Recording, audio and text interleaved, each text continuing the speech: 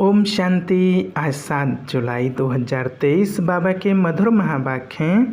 प्रातः मूल्य ओम शांति। बाप दादा मधुबन बोले, बाबा मीठे बच्चे, अर्थ सहित बाप को याद करने से ही तुम्हारे पाप नाश होंगे, आत्मा पतित से पावन बनेगी। नंबर 1 सब्जेक्ट है याद की। आज का प्रश्न, मनुष्यों की अर्जी क्या है और बाप उस अर्जी को कैसे पूरा करते हैं? उत्तर, मनुष्य बाप से अर्जी करते हैं, ओ गॉड फादर हमें पापों से मुक्त करो। ओ रहम दिल बाबा रहम करो। बाबा सभी की अर्जी सुनकर स्वयं आते हैं और पापों से मुक्त होने की युक्ति बताते हैं। बच्चे, तुम मुझे याद करो। सिर्फ बाप की महिमा गाने से कोई फ़ायदा नहीं। चरित्र गाने नहीं हैं, लेकिन राजयोग सीख कर चरित्रवान बनना है। आज का गीत, भोलेनाथ से निराला कोई नहीं। ओम शांति। यह महिमा किसकी सुनी? बिगड़ी को बनाने वाले की, आदि मध्य अंत की नॉलेज सुनाने वाला वह है ऊंचे ते ऊंच। जब कोई समझने के लिए आते हैं तो हमेशा उनको पहली बात समझानी है कि ऊंचते ऊंच भगवान गाया जाता है। ऊंचते ऊंच भगवान उनका नाम भी है। ऊंचते ऊंच उनका ठाव रहने का स्थान भी है। ग्रंथ में भी ऊंचा जिसका नाम, ऊंचा जिसका ठाव, ऊंचे ते ऊंच रहने वाला है परमपिता परमात्मा। वह है निराकार, निराकारी दुनिया, जहाँ निराकार परमपिता परमात्मा रहते हैं। फिर नीचे है आकारी और साकारी दुनिया। तो पहले पहले परिचय उनका देना है। परमपिता परमात्मा तो है ही ट्रुथ, वह है रचयिता। फिर है उनकी रचना, ऊंचते ऊंच बीज रूप। फिर उनके नीचे सूक्ष्म तनवासी ब्रह्मा विष्णु शंकर, वह है रचना। रचयिता सबसे सबके ऊपर हैं, वह रचयिता है बाप, बाकी है रचना। सब एक परमपिता परमात्मा की संतान हैं, इसलिए हम आत्माएं सब भाई भाई ठहरे। तो परमपिता परमधाम में रहते हैं, उनको ही परमात्मा कहा जाता है। शारीरिक पिताएं तो बहुत है ना। पहले पहले निश्चय देना है रूहानी बाप का, उनकी है सब रचना। चित्रों पर भी ध्यान खिंचवाना है। पहले पहले है ऊंचते ऊंच परमपिता परमात्मा, जिसको मनुष्य सृष्टि का रूप झाड़ का चेतन बीज रूप कहा जाता है। वह सत्य चित्त आनंद स्वरूप है। सत्य अर्थात सच कहने वाला। आत्मा भी सत्य है, वह भी जलती मरती नहीं है। सत्य के बच्चे भी सच्चे होने चाहिए। तुम पहले पहले देवी देवता सच्चे थे। सचखंड स्थापन करने वाला सच्चा बाबा है, ऐसे नहीं परमपिता परमात्मा झूठखंड स्थापन करते हैं। नहीं, सचखंड था, फिर यह भारत झूठखंड बना है। सच्चा है परमपिता परमात्मा। पतित पावन वाले को सच्चा नहीं कहेंगे और सब हैं झूठे। 5 विकारी रूपी माया रावण झूठा बनाती है, राम सच्चा, रावण झूठा।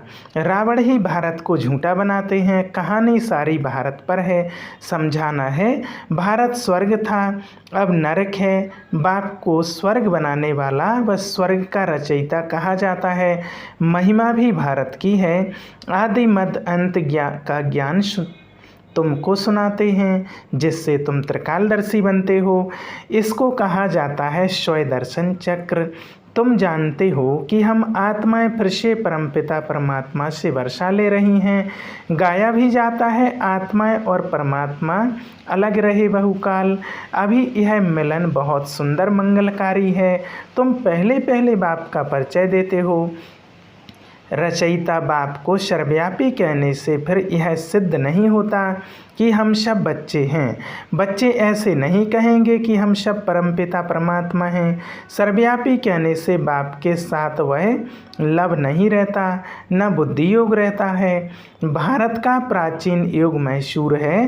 वास्तव में बुद्धि का योग लगाना है बाप से। सर्वव्यापी है तो फिर योग किससे लगाएंगे? क्या अपने आप से लगाएंगे? कोई अर्थ ही नहीं निकलता। यहाँ तो तुम अर्थ सहित जानते हो। बाप खुद कहते हैं मेरे साथ योग लगाने से तुम्हारे विकर्म विनाश होंगे। विकर्म तो होते रहते हैं। संपूर्ण कर्मातीत अवस्था अंत में होगी। जब ज्ञान का अंत होगा तब रिजल्ट निकलेगी। स्कूल में भी कोई किस सब्जेक्ट में तीखे जाते हैं, कोई किस में तीखे जाते हैं। सहज सब्जेक्ट है याद की। बाप को याद किया जाता है। याद से फिर आत्मा अच्छी होगी, बर्तन साफ होगा। आत्मा जो इम्प्योर बनी है वह प्योर बनती जाएगी। ऊंचते ऊंच बाप आकर पढ़ाते हैं और ऊंचते ऊंच पद प्राप्त कराते हैं। तुम मनुष्य देवता बनते हो, समझते हो कि बरोबर आदि सनातन देवता धर्म था, उनको हिंदू नहीं कहेंगे। भारत का नाम बदलकर हिंदुस्तान नाम रख दिया है। आदि सनातन पवित्र देवी देवता धर्म था, जिसको वैकुंठ अथवा स्वर्ग कहा जाता है। वह तो सतयुग है, उनको कहा जाता है नई दुनिया। उनको रचने वाला बाप है, वह है निराकार। सभी कहते भी हैं ओ गॉडफादर। ऊंचते ऊंच कहते रहते हैं। ब्रह्मा विष्णु शंकर को सूक्ष्म देह मिली हुई है, उसको सूक्ष्म लोक कहा जाता है और वह है शांति धाम, साइलेंस वर्ल्ड। यह है स्थूल वतन। तो पहले पहले जब कोई भी आते हैं तो उनसे फॉर्म भराना है। आत्मा का बाप कौन है? ऊंचते ऊंच तो भगवान को ही कहा जाता है। साधु संत आदि सब प्रार्थना करते हैं। प्रार्थना को रिक्वेस्ट भी कहा जाता है। ओ गॉडफादर, हम अर्जी करते हैं हमारे पापों को दग्ध करो और रहमदिल बाबा रहम करो। ऐसे ऐसे पुकारते हैं। रहम सभी तो नहीं करेंगे, सब पर रहम करने वाला तो एक ही बाप है। सर्वोदया कहते हैं ना। अब वह क्या करते हैं? कितने पर रहम करते होंगे? वह भी ड्रामा में नूंद है। इस समय जो कुछ चलता है उनसे तुम भेंट करते हो। गीता भागवत में यह बातें नहीं। गीता है ज्ञान, बाकी चरित्र आदि की तो कोई दरकार नहीं। स्टूडेंट टीचर के चरित्र गाते हैं क्या? मास्टर की बैठ महिमा करने से कोई भी फायदा नहीं। बाप की सिर्फ महिमा करना वह ज्ञान का सागर है, सुख का सागर है। इससे कुछ भी मिलता नहीं है। अभी तुम बच्चे समझते हो कि बाबा हमको राजयोग सिखलाए त्रिकालदर्शी बनाता है, अर्थात तीनों कालों और तीनों लोकों की नॉलेज देता है।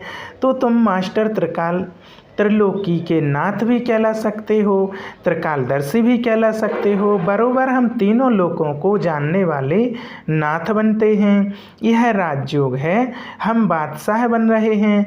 बनाने वाला बाप है। पारसनाथ कहते हैं ना, वह है लक्ष्मी नारायण। भल उन्हों के मंदिर हैं, लेकिन मनुष्य जानते नहीं कि यह कौन है।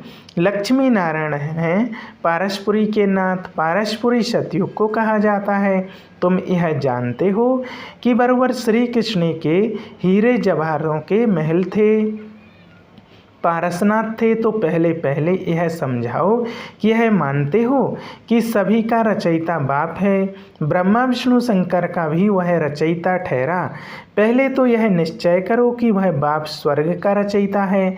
स्वर्ग में आदि सनातन देवी देवता धर्म वाले थे। उन्हों को यह नॉलेज कब मिली? बाप कहते हैं कि मैं कल्प कल्प संगम युगे आता हूँ नॉलेज देने। बरोबर तुम सतयुग आदि के पारसनाथ बन रहे हो। कितनी फर्स्ट क्लास नॉलेज है। यहाँ बैठे हो, तुम समझते हो हम बाबा से स्वर्ग का वर्षा पाए पारसनाथ पारसपुरी के मालिक बनेंगे। बुद्धि जानती है कि लक्ष्मी नारायण आदि देवी देवताएं कितने धनवान थे, बहुत जेवर आदि थे, बड़े साहूकार होते हैं।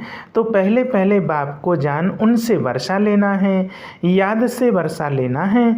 सूक्ष्म बात यह है, हीरे जवाहरों के कितने बड़े बड़े महल थे, अभी ख़त्म हो गए हैं, फिर अपने समय पर खड़े हो जाएंगे। पहले थे, फिर ख़त्म हुए, फिर होंगे ज़रूर। ड्रामा में नूंद है। यह बुद्धि से समझने की बात है। लड़ाई में भी सब टूट फूट जाते हैं, फिर नए सिर महल बनाते हैं, महल जरूर बनाए होंगे। तुमको साक्षात्कार होता है कि बरोबर महल हैं, हमने बनाए थे, ऐसे नहीं कि सागर के नीचे चले गए जो अब निकलने हैं नहीं। यह तो ड्रामा का चक्र फिरता रहता है। वह समझते कि लंका रावण की अथवा सोने की द्वारका नीचे चली गई जो फिर निकलेगी, परंतु ऐसे तो नहीं। अभी तुम द्वारका के मालिक बन रहे हो। कितने मालामाल थे, धन दौलत सब था, अब सब गायब हो गया है, सब ले गए। फिर ऐसे ही होगा। पहले पहले बाप का परिचय देकर फिर चक्र का राज्य समझाना है कि यह कैसे फिरता है। सतयुग की स्थापना बाप ही करेंगे। अब बाबा सम्मुख बैठ कहते हैं कि मुझे याद करो। इस याद की योग अग्नि से ही तुम पतित से पावन बनते हो, और कोई उपाय नहीं। योग अग्नि से आत्मा पतित से पावन बनती है। पतित पावन बाप ही आकर पावन दुनिया स्थापन करते हैं। फिर तुम गंगा के लिए क्यों कहते हो कि यह पतित पावनी है? जब तब गंगा स्नान आदि करना, यह सब भक्ति मार्ग की सामग्री है। भक्ति मार्ग पहले अव्यभिचारी था, फिर व्यभिचारी बना है। आधा कल्प लगा है व्यभिचारी बनने में। 16 कला से 14 कला, फिर कलाएं कम होती जाती हैं। यह ज्ञान सागर बाप समझाते हैं। ब्रह्मा विष्णु शंकर को ज्ञान सागर मनुष्य सृष्टि का बीज रूप नहीं कहा जाता। परमपिता कहने से बुद्धि ब्रह्मा विष्णु शंकर तरफ नहीं जाती है। आत्माएं परमपिता परमात्मा बाप को ही याद करती रहती हैं। जब उन्हों को दुख होता है, सतयुग में सुख है तो कोई भी पुकारता नहीं। अब आत्माएं जानती हैं कि आधा कल्प से दुख पाया है, अभी फिर स्वर्ग में जाएंगे, वहाँ कोई भी दुख नहीं। इसलिए सतयुग में बाबा को याद करने की दरकार नहीं पड़ती। ड्रामा अनुसार बाबा हमको सुख का वर्षा देकर ही जाएंगे। मनुष्य जब बुढ़े होते हैं तो वानप्रस्थ में जाकर बैठते हैं, गुरु करते हैं। यहाँ तो बाप स्वयं आकर सद्गुरु बनते हैं, कहते हैं कि तुम सबको साथ ले जाऊंगा। ऐसे और कोई भी कह ना सके। साथ में तो कोई भी नहीं ले जाएगा। हर एक को पुनर्जन्म जरूर लेना पड़े। पार्ट में तो आना ही है, तो घड़ी घड़ी जन्म नहीं लेता हूँ। अगर मैं भी घड़ी घड़ी जन्म लूँ तो तमो प्रधान बन जाऊं। आत्मा ही इम्प्योर बनती है। आत्मा में खाद पड़ती है। गोल्डन एज, सिल्वर एज अक्षर अभी है, बरोबर अभी आयरन एज है। अब संगम पर बाप को जरूर आना ही है। पुरानी सृष्टि को नया बनाना यह बाप का ही काम है। बाप ही पतित पावन है, अर्थात सृष्टि को बदलने वाला है। सृष्टि का रचयिता नहीं, बदलने वाला है। रचने वाला कहने से मनुष्य समझते हैं बड़ी प्रलय होती है। पतित पावन अक्षर ठीक है, साधु लोग भी गाते हैं पतित पावन सीताराम। ऐसे तो कभी नहीं कहते कि पतित पावनी गंगा। पतित पावन कहने से बुद्धि परमपिता की तरफ चली जाती है। गंगा नदी तो वहाँ भी होती है, परंतु वहाँ सब चीज़ें सतो प्रधान हो जाती हैं। गंगा भी सतो प्रधान, यहाँ तो तमो प्रधान है। फ्लैट्स कर देती हैं, गाँवों को डुबा देती हैं। ब्रह्मपुत्रा कितने गांव को डुबा देती है। यह है ही दुख धाम। सतयुग में थोड़ी ही दुख भोगेंगे। यहाँ तो कायदेसर अपना रास्ता लेकर चलेगी।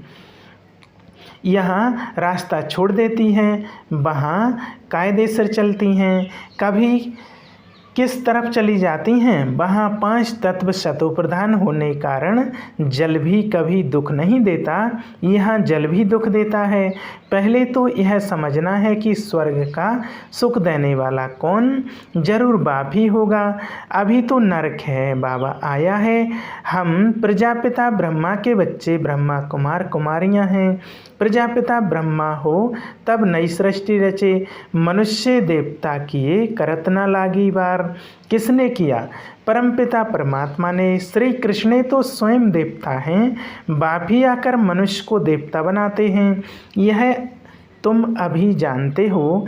आगे तो सिर्फ गाते थे, मनुष्य देवता किए करत न लागी बार। जानते नहीं थे कि सतयुग किसने स्थापन किया, रचयिता कौन है। सतयुगी सृष्टि फिर कलयुगी बन जाती है। तो तुम बच्चे समझ गए हो कि यह बड़ा मांडवा है।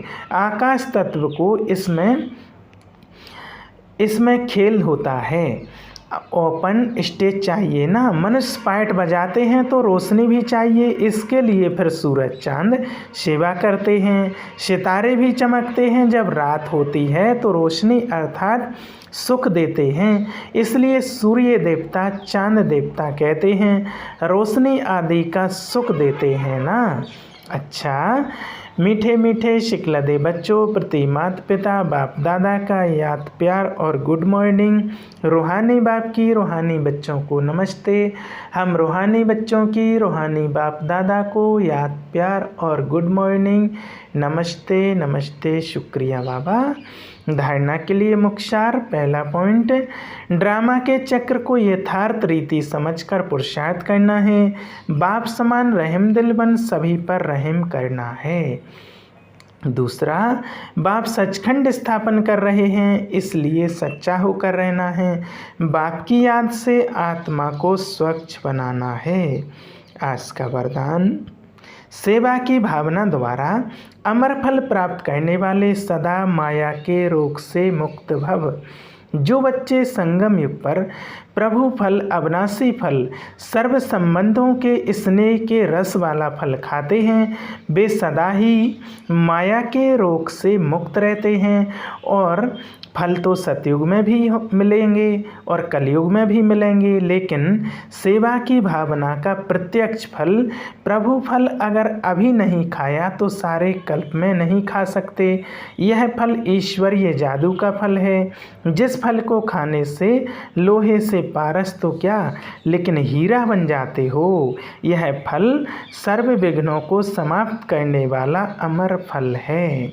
आज का स्लोगन, अपकारियों पर भी उपकार करने वाले, निंदक को भी मित्र समझने वाले ही बाप समान हैं। अच्छा, ओम शांति।